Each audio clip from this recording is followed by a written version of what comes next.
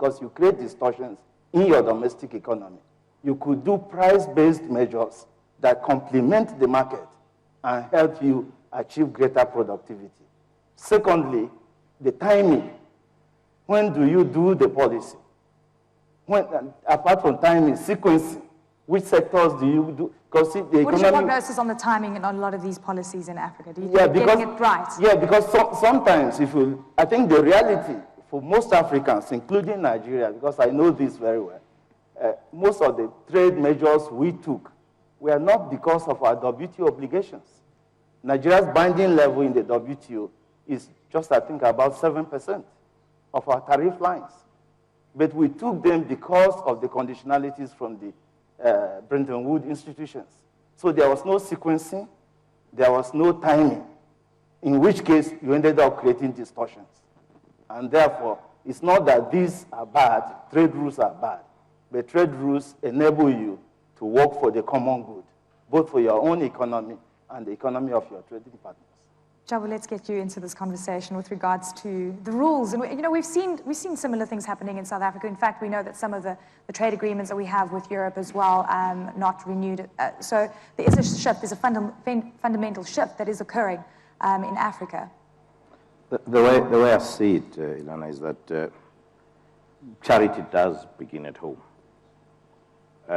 And this comes back to bite us when we talk about foreign direct investments. If local domestic investment is not in any way encouraged, it's going to become a disincentive for foreign direct investment.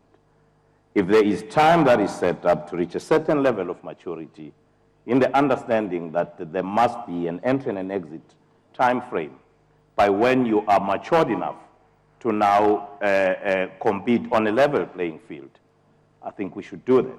I think this notion that the world on one day was equal, I think is where our problem starts. We need to recognize that we are at various stages, all of us.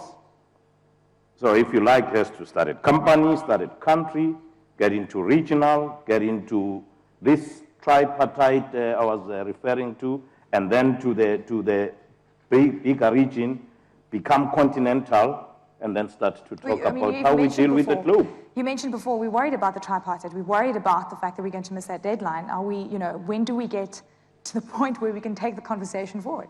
It's precisely because of what I'm trying to advocate, that we do need to have our own regional issues sorted out, implement our own agreements before we can, of course, for some selfishly would like to know that African companies are given priority over others in Africa. I don't know if you wanted to jump in there, yes. Yes, I just wanted to respond quickly to the point you made. All WTO rules are differentiated between commitments by developed countries, commitments by developing countries, and commitments by the least developed countries. In the context of the ongoing Doha round, none of the LDCs are required to make any commitments.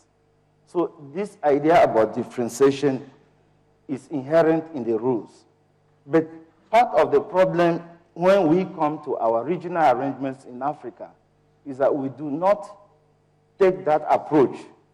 We need a political decision, the political will to make regional integration in Africa work.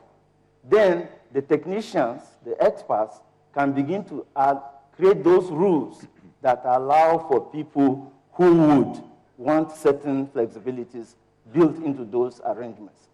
If you think of those old days of mechanical working out and fixing together, ECOWAS integrating with Central Africa, the tripartite falling in place and having a continental agreement, it won't happen because that process is too mechanical, it won't work. But if you create a framework agreement and then allow the member states time as to when they join in on which areas, services, standards, or whatever, it becomes easier for the whole continent to move together. Mr. President, is this something that you would consider?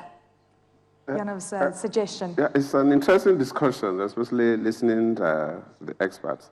Of course, it talks about the political will I totally agree with him, but the political will is not in terms of the heads of government making even commitments. Well, this you are talking about trade that is done by the private sector. The policies of government create that environment, but there must be some attraction between. But going to one of the issues raised about if you open up the system for competitiveness, which is good, that is theoretically, globally, yes. But at the same time, you yourself will realize that in the developed countries, especially in the West, there's so much of subsidy in agriculture because the governments are very rich. So if a government subsidizes the production of a particular agricultural commodity in that country, maybe government absorbs 50% of the cost. And that commodity will be passed through processes and sent to an African country, which the government is not rich enough to subsidize the production. You will have problems there. So that is the area where a country must have some element of protection. Otherwise, you just be receiving, and you cannot even export your own. Even if you look at the tax waivers, just like you mentioned, now when we reach out to some other countries and say, look, give us waiver in this area so that our produce, especially agricultural produce, can come in. They say, no, Nigeria is not among the least developed countries that you will not get that waiver. These are issues.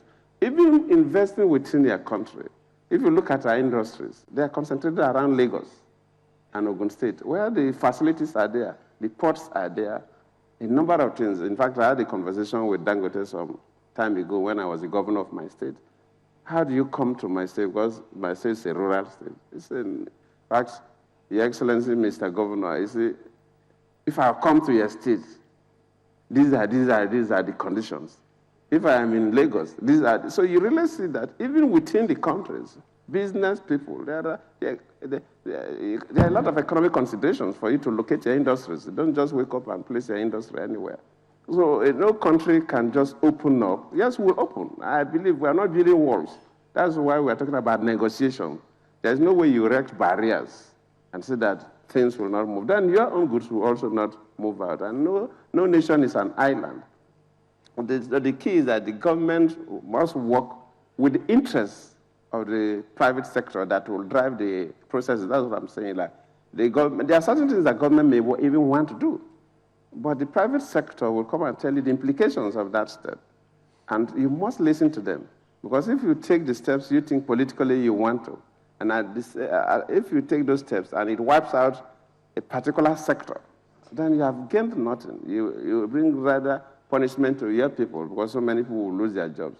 But all this has to do with negotiation. Like at the ECOWAS level, I've said that we have a committee made up of the trade and finance ministers of Nigeria, Ghana, Cote d'Ivoire, and Senegal. In fact, today the president of Ghana just told me that with EU relationship, they have been able to agree on almost everything, remaining 2 items. And even 2 items, I think one of them, they've been able to agree on almost 60%. So they are narrowing down. And these are key. And that's why even as a politician, you don't just wake up and take a political decision. That political decision will be based on real understanding about the implications on the activities of the private sector. So we will not build walls. Definitely, there is political will in Africa now for us to properly integrate.